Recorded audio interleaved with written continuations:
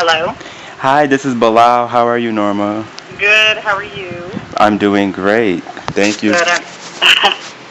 Yes, thank you for participating in this, of course. I know it's a little trip down memory lane, probably. Yeah, definitely. And I'm sorry it's taken so long to connect. Oh, no, it's no problem. But I think I should tell you about the project. It's about Nick Studios, and I'm just doing a little behind the scenes of the past and what it was like then and what could be done for it in the future for all the celebrities and all you guys who work there. So that's what it's all about. Okay, that's great. And how old are you, by the way? I am 22 years old.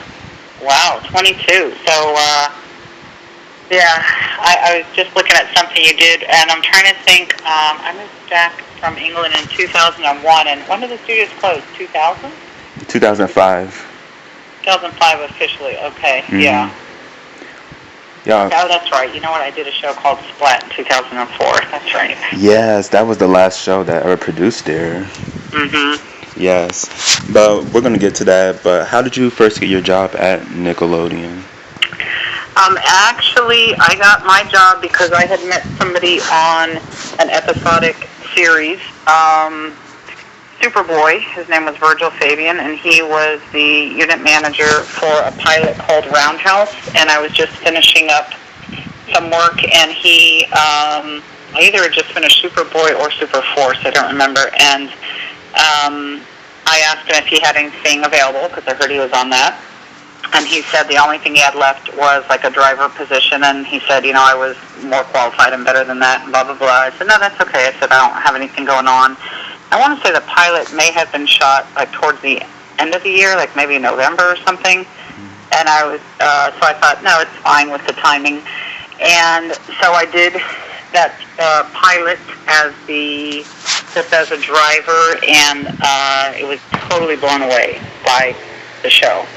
Just absolutely amazing. Everybody involved, very nice. Rita, Benny, Buddy were fabulous. I didn't have much interaction with them then. I did, drive the talent and the band, and everybody was very nice, and a lot of them were kind of starting out. And it was just a great experience, and then the first time when you go actually shoot the show and you have the live audience and you have the music and you actually hear the music for the first time was just incredible. Oh my! Yes, because I watched Roundhouse and all the episodes on YouTube, and it really was such a great show ahead of its time, I think so. Oh my God, I tell Rita that. I've been telling her that, for years. It was totally ahead of its time, way before all the things we see now. Yeah, that are popular and out there. High School Musical, Glee, all that kind of stuff. This was really, I guess in some ways, unfortunately, just ahead of its time. And for what, I guess, what Nickelodeon was, I guess their strategy at the time too. I don't think they particularly wanted to have breakout stars. They wanted it to be just like it was about the show, not any one person. Mm-hmm. Yeah, because you were the assistant for Benny and Rita, correct? Correct. When they came back and did the first series there, I was hired on to be, the assistant to the executive producers. Wow. And was there a bit of a difference between the show when it was filmed in Florida than LA? I mean, I wouldn't really say so. I think the mechanics are, roughly the same logistically. I mean, when I was very fortunate because they invited me to come out to LA, and they did what I think as anybody who's doing production is like their just a dream situation. They flew me out there, shipped my car. Buddy lent me his convertible Mustang. I don't think I used the convertible part of it, and I think it was a convertible, but he lent me his car till mine got there, and, they paid for my first month's rent, and then they made me their coordinator. So that was great. So my job itself changed, and that was a great opportunity. I think most things were, pretty similar. I mean, you had a live audience in each place. That was my job in LA, was kind of dealing with the audience and seating people and VIPs and the regular people. And I think I remember that part more because that's what I did in LA, and just being, maybe the audience was a little bigger or something, I don't know, but just so, it was just so fun to watch the show live and to be there. There was so much energy. I mean, from the young kids to adults, everybody was always, I think, mesmerized by the talent that they saw, be it acting, singing, dancing, and clearly the music and the writing, which is what, Benny, Buddy, and Rita being behind all that. James Raymond was, just a great musician, and he would write the music with Benny. I think Benny mostly wrote lyrics, and they did both together, but James was a keyboard player. Just everybody was so nice, the whole band, and talent always, the writers. That was obviously probably the best thing I think that happened, having the writers there, because in Florida they weren't here. I think they brought them in for a couple of episodes one time, but when they actually all got to be together and be at the table read at the beginning of the week, I think that was very beneficial for everybody to be face-to-face and then go through the week as it progressed. Yes, just talent all over. And the cast members, I loved everybody, but my favorites were Ivan, Crystal Lewis, and Mark David, of course. Yep. Did you have a favorite cast member? You know what? I think they were all wonderful. I didn't really have a favorite. I mean, everybody you just mentioned was wonderful. Natalie Nucci was great. Sean Daywalt was great. John Crane, everybody. John Crane used to just crack me up. But no, I think everybody was fantastic. Of course, definitely. But I was watching the Nickelodeon, the book launch for the Slime in New York City. And Ben, he told a story about how in Florida the big orange couch was gone from the set, and you told him about it. Do you remember that? I don't. He said I told him about it. Yeah. You went to his office. I remember it being gone. I don't remember that I was the one who I would say, discovered it or told him about it. And I'm trying to remember. Obviously, that must have been some practical joke or something, and I don't even remember how it got back. Yeah, oh my gosh, that's such a funny story, I think. Yeah, that was definitely a good one. Yeah, what was really fun, in Florida was shooting the opening, for the whole show, for the series. I don't remember I guess we would have done it for the pilot. That was a lot of fun. And I remember the first time I heard the song, I always thought, one of my favorite parts, I think the writing was phenomenal, but the music was also just tremendous to have original music, week after week, which were songs that really, could have been on the radio, ballads and pop music and stuff. I always thought that was great, and actually, the dancing, all the bumpers, that was just, amazing to watch too. Oh, of course, and that opening was shot around Universal Studios, I believe. Yeah, that was shot on the back lot. Oh, and what I was going to say was the very first time I heard the opening song, and then you see, Crystal come out, this little person, and she's singing live with such a tremendous voice. That was, that would actually probably always give me chills every time I heard her sing that song, because she was so good. Oh, yes. I think she was really the heart and soul of the show, I believe. Just amazing voice, I think.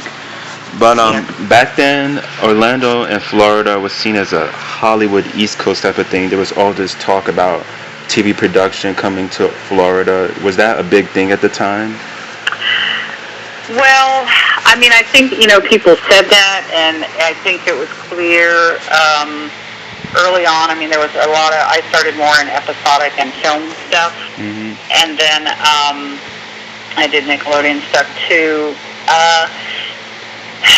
Clearly I think we obviously never really lived up to that. I think we did well here. I think we had, in the early 90s, we had, and there were two worlds, film and video.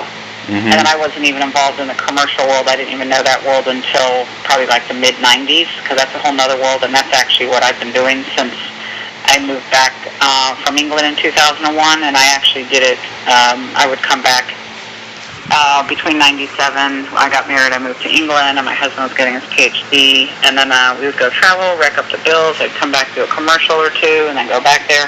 So I did that for 4 years, and when we came back in 2001, I was pretty much just commercial. So when you say, Hollywood East, we're just two completely separate worlds, really. Although we were one of those markets that, it was helpful to know both worlds, if you had that opportunity to do both things. So, I'd say, we had some good years early on. When did I move away? I think I was gone 93 to 95 in LA, and I was with Roundhouse for a year and a half until, very sadly, I think prematurely, that show went away. I stayed out there an extra 6 months. I was told when I moved away that was actually a little bit of a slow time in Orlando.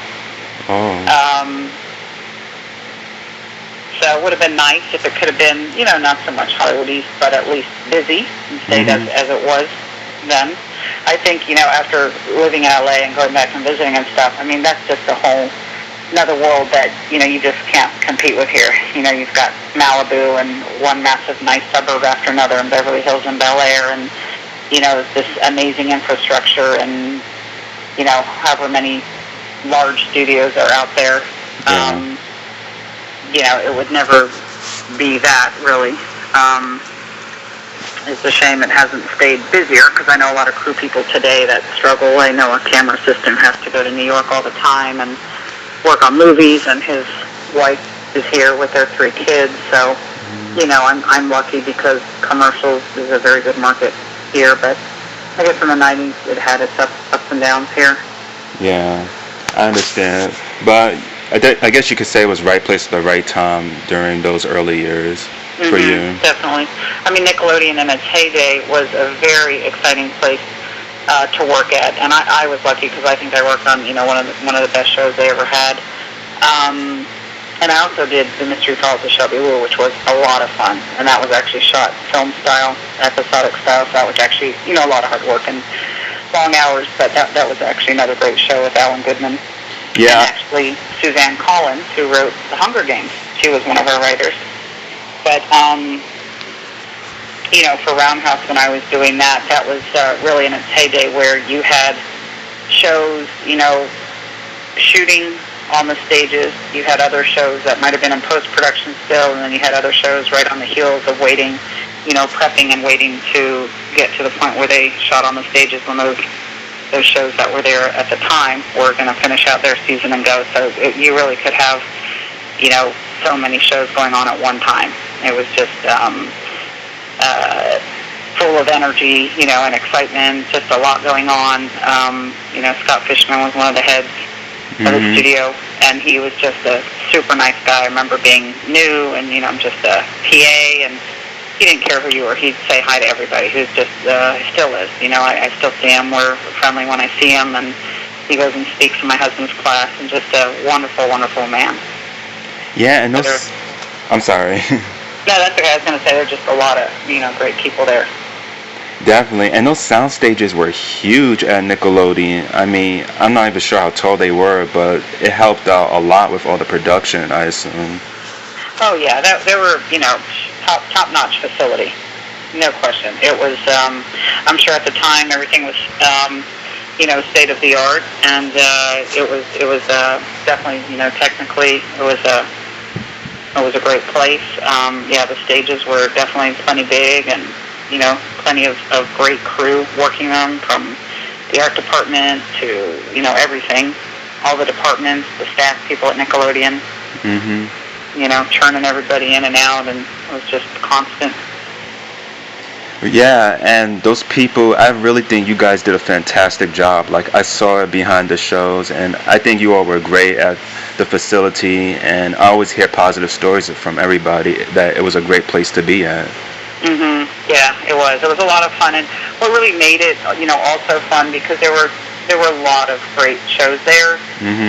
Just the kids, watching them and the excitement, and you just would never get to see that anywhere if it had not been for Nickelodeon being there and those kids getting that opportunity. Yeah, it was great. I used to work at Disney World too. I started on the college program. Anything where you can just bring something to kids where they just wouldn't ordinarily get to see that, and let them see something that's, pretty cool and exciting and different, I think is great. Yes, it was such an exciting time. And speaking of Shelby Woo, I wanted to ask you about that, because that filmed at Nickelodeon Studios as well, and also scenes were shot on location. as well. Yeah. Was that a difficult task to do, shooting in both places? Yeah, because it's basically it's very much like episodic TV. And some of the differences are like my first big show was I worked as a PA on Superboy for 6 months, and I was the first one in, last one to leave all the time, and that was 16 hours a day, so 80 hours a week for 6 months. And Shelby Woo was kind of the same, but I'd say maybe I only worked 14 hours a day. I don't know, but when you shoot like that, I mean, it's definitely, if the crew is shooting for 12 hours, then production is there, let's say an hour before, an hour later, that becomes a 14-hour day. So it's hard in that sense, because just every day is a shoot. Like on Roundhouse, you'd have the table read on Monday, you start blocking, and then different groups break off, and, then you would start writing, lyrics and music, and on one day, and then, people would start breaking off and doing their bumpers, and, by the time you get to Wednesday, you have the makings of a show, and then Thursday would be a full-on, like, rehearsal. So it's different. Then you have one show day, and it's for a couple of hours. Actually, they would pretty much shoot it live to tape, as we say, so, it might really take, true time would be, 23 minutes because of commercials, so maybe it took, 45 minutes or something to shoot a show. You have a little setup time in between. But this is, it's just more grueling because you're just on a shoot. Feels like, every day. Yeah, and Shelby Woo, there were a lot of actors and guest stars auditioning, like teen actors at the time, and I think it helped for the city of Florida, for local actors wanting to get their spot in television. I think that show helped a lot out for those people as well. Sure. Yeah, there would have definitely been those opportunities, yep. Yeah, and another show that you also worked on, and I had to bring this up, is Global Guts. Yes. Yes, that must have been a blast, really. You know what? That actually was a lot of fun. That was also, a pretty cool show. And I'm one of those people that I don't mind, back then. Now, I definitely, I love commercials. I produce a lot now. I've been doing that for the last 5 or 6 years. And I'll still production manage, it just depends. But I never minded the medium I shot on, or the format per se. I love what I do. I'm one of those people. I'm very lucky. When I went to college, I knew what I wanted to do. When I left college, I knew what I wanted to do. And I still enjoy my job, and I've always loved it. So, yeah, Global Guts, again, just a lot of fun. And actually, I pulled up my resume in case you asked me anything. I'm like, I won't remember dates, but yeah, Charlie Crystal was our unit manager, and he actually is now the exec in charge of production on America's Got Talent.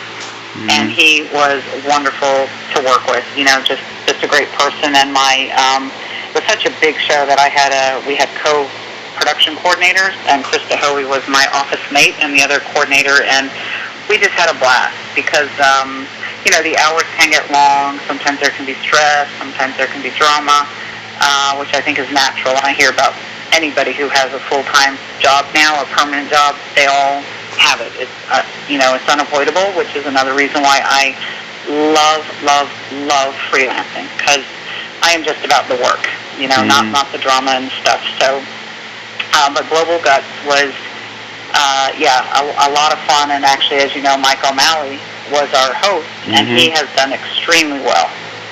And he was a really nice guy, funny guy, just, again, great crews. We all kid around, and, sometimes you think of it as you're in the trenches together on whatever show it is. When you're doing a long kind of format show, which is like a series or something like that, it's a lot of hours. And, again, it goes on for weeks and weeks or months and months. So that just makes it like you're just family, and you kind of become family right away. And you talk to people like you would your brother and your sister or something, because you're with them for so many hours a day. It's hard to keep, just be really straight and polite all the time, But it's, that was a fun show. Yeah, and how many shows did you shoot a day for that? Gosh, and what made that show so fun is because I did the international one. Oh. Global Guts. I didn't, do the original one, which was domestic, so that was a whole nother element. I honestly don't know if it was 2, maybe 3, something like that. Yeah, I'm guessing 3 though, because I've heard that from somebody else when he was there. It could have been. That was so long ago. But yeah, time-wise, because again, it would have been about a 23-minute show and setup time in between and contestants and cleanup. So yeah, it could have been 3 shows a day. Yes, and a lot of cool things about the Nick Studios was the studio tour, and what was that like? What was that like, seeing the kids and stuff? I think the studio tour was just such a great way for people to get a bird's eye view from up there. Mm-hmm. I was actually just on stage 19 the other day because I'm going to be shooting a commercial there in November, and I think they had all the windows blacked out, and we were talking about that. Yeah, I think it was just great for people to walk through and see kind of what was going on, because they could see a show in any kind of very stage of what they were doing. Mm-hmm. Again, depending on the nature of the show and, rehearsing or blocking or this or that. And if it was somebody who couldn't be there on the day a show was shot, that was a great way to see things. Yes, and of course, like, I really felt it was a one-on-one experience with the stars and the fans, just to go up front, especially if it's a live audience show. That would have been an added bonus to it, I think, up close and personal. If your timing was such that you were there to see any show taped live, I mean, when we were shooting Roundhouse, Clarissa Explains It All was going on, and I never worked on that, and I know that was a very, very popular show, and obviously Melissa Joan Hart's gone on to do, very well.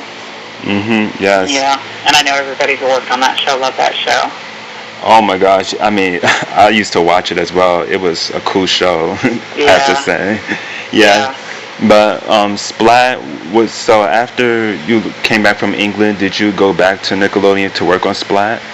And my friend, my good buddy Will Stewart, he used to work with me on Shelby Woo. Mm-hmm. He wound up moving to New York for Nickelodeon, working with them, and he was a great guy, and he had done Splat here. Oh, but that's what it was. And then he wound up moving to New York with Nickelodeon, and then, they were coming back, but I guess they were changing everything, because I remember they redesigned the sets and stuff and built everything. Oh no, his was Slime Time. I guess maybe his was Slime Time Live, and that's what it was. And they came up with Splat. That's why everything was new, and they were designing everything from scratch. So he, called me up to see if I wanted to do that show, and that was a lot of fun.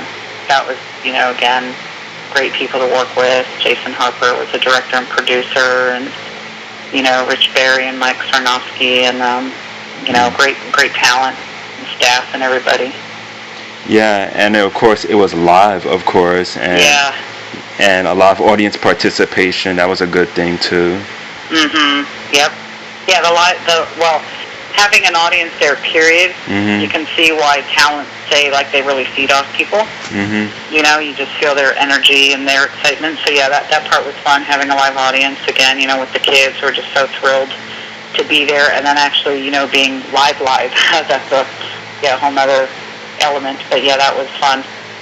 Yeah, and I have to ask you this because this is really popular, but were you ever slimed at one point? I was not. Oh. Darn it. Yeah. Would you like to one day get slimed? Do you think so? It happened? No, I don't think so. Oh, bummer, yeah. I guess. Yeah, but the slime that was made from the Gat Kitchen and all the things they used to test out for the game lab and of course the game shows. Yeah, and those kids live for that. Yes, I mean, just wanted to be slime yeah. Oh my God. That was fun. That was that was just such a great part of Nickelodeon. That slime. Oh, definitely. I mean, I don't know if it's changed a lot over the years. I don't know the recipe for it, but I've tasted it though. It tastes kind of good. Yeah. Oh yeah, it's all safe. I forget what it was made with, because it all had to be safe. Gelatin and this and that. Yeah, kind of pudding or oatmeal stuff like Mhm. that. Yeah, because I went to Nick Studios in '94, and yeah, I saw a lot of stuff. I don't remember exactly what I did there, but I do know the slime guys. I remember that out front as well. Yeah, yeah. Yeah, it's such an iconic thing. And did you have a favorite ride at Universal Studios? I'm kind of wimpy, so Oh, yeah. I don't think I necessarily had a favorite ride, let's but see. I still enjoy. Well, now I have my son's going to be 6 in December, so it's actually kind of different. When you have kids, um, you live for the theme parks because they are the most amazing place. Oh, of course. I mean, really, the studio inside a theme park, I really think they bounced off of each other. Like, Hmm. yeah. But probably Back to the Future. Did you like that, or do you I'm remember trying to it? think. I think I did that once, and I was terrified. Oh, the Hulk would have been terrifying, though. No, that's why I don't do those roller coasters. Oh, I Yeah, see. I I've see. I've done Space Mountain 3 times in my life, but every time I did them, I was had my eyes closed and trying to control my breathing rather than have my breath taken away. I would hold my breath, and I Mm. would pray that I was going to get off alive and not have a heart attack. So Oh. after the third time, when I was probably somewhere in my mid-20s, and I don't know why that time seemed worse. I have since found out actually I have an inner ear issue, which probably affects my balance, and I Mm. found out my two eyes don't work together, so my depth perception is a little off. So those two things could be why I don't like those things. But after that third time, I said I'm never doing this again, and I'll be the bag lady holding everybody's stuff. I'm waiting for them, and I'm quite content watching. I love watching, the roller coasters go round and round, and but I do not want to do it. I see. I'm the same way because I used to like hold my stomach, and if there's like a loop going down the Yeah. roller coaster, yeah, I'm the same way. So I know exactly how you feel. Yeah. Do you have a favorite behind the scenes memory from being at Nick Studios, though? Gosh, well, probably, Geraldine Laybourne. Laybourne, she came to speak to us one time, and actually it wound up being kind of shortly before she wound up leaving, but yeah, she was pretty amazing. It was great, Hmm. Every now and again there would be like a studio-wide meeting, and that was pretty special, watching her speak, she's an amazing lady. Yes, really, she put Nickelodeon on the map, I believe. She just knew exactly what she was doing, Hmm. and she's a brilliant lady, I think, so Yeah. yes. Yeah, and really, yeah, pretty kind. There used to be some great rap parties, Oh my because God. everybody, you work hard, so you play hard at the end. Yeah, I've seen a Yeah. couple of. I saw the Roundhouse season 1 rap video actually on Oh, did you? YouTube. Yeah, on YouTube. Oh, how funny. Now I should look something up. Yeah, I Yeah, need to. yeah. The cast members, they were like really silly, but I think that was a good thing. Yeah, the Global Guts rap party was pretty phenomenal. I think all of them were there. Nickelodeon was really good that way. I mean, because people, you do work, really hard and long hours, and I think when you're young, you can take it better than now. I'm in my 40s now, but Hmm. it was they were very very kind. Like the shows would give nice gifts at the end of a show, and you just throw great rap parties, and their way of just saying thank you for all your hard work. And because production's hard, if you talk to people, I mean, it can be hard because it can be an intense business because it requires a lot of focus. Hmm. You're just constantly moving and going and keeping up with things, and but that's why hopefully it's something you love, and I've always loved it, even with the long hours and stuff. It's definitely a passion for me. Right, right. And Nick Studios is definitely missed by everyone, but would you like to see it reopen? Do you think it should come back after 8 years of it being away? Well, I mean, I think it would be great for so many local people and crew people. I Hmm. just don't know, that it's actually possible now because Universal has done stuff with their, with Soundstage. the stages, and Blue Man Group is on Hmm. one. There is one that's open. Just a lot of things have changed. I'm sure it would cost a lot of money. Right. Um, And, I know that LA is I guess, probably their biggest production hub now. Mm-hmm. And there's a wonderful lady, Karen Fisher, running that. I had the pleasure of working with her on Roundhouse in LA, and she was fantastic and such a sweet, kind person, and so smart, so together. Mm-hmm. So, I don't know that logistically that's possible. It has to be in somebody's vision or strategy or, whatever it is. Right. Yeah, I'm so glad you said that for local people because, it was a beneficial way for them to get their start on television, and they're super passionate about things today. And that's why I created this project, just for people to not forget about this place and see how much good it can do today. Yes. But it really was. It was a great livelihood for a lot of people. It was a great training ground for a lot of people. It was a place for a lot of joy for kids, and that's what it was meant to do. Shows had their different thing, whether it was to inspire, entertain, or teach, or, whatever. I don't know about that possibility. I think that's what made it so great and special. Do you think so? Yeah, very. Just like the world first headquarters for kids, it just solely based on that.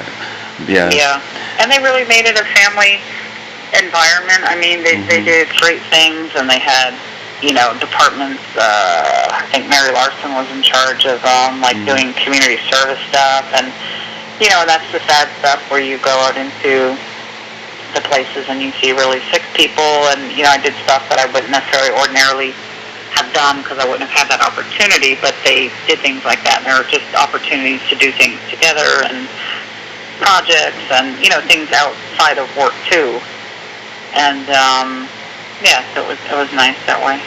Yeah. Well, Norma, thank you so much for talking to me today. It was a long time for us to schedule this. Yeah. Okay. Yes. Yeah, you're welcome, and I wish you luck with the project and all that. All right. Yeah, and if I ever do find anything, like I said, I mean, as you could tell from my schedule, I'm just, I'm lucky. I work a lot, and I have a young son, so I'm just always kind of busy. But I actually have 20 photo albums of stuff. I don't know. My earlier stuff, I had pictures. I don't know how much I took at Nickelodeon, quite honestly. And then, but if I find anything, we used to do cast photos at the end of the year. That was nice too, and everybody would get a copy of a picture, and everybody would get a VHS of the rap tape. And I will say, over the years, I've been trying to not have so much stuff, so I don't know what I actually have because I just converted my office. But might take me 6 months. But if I find something interesting, I'll let you know. All right, cool. All right, have a good night, Norma. Thank you, you too. All right, bye. Bye.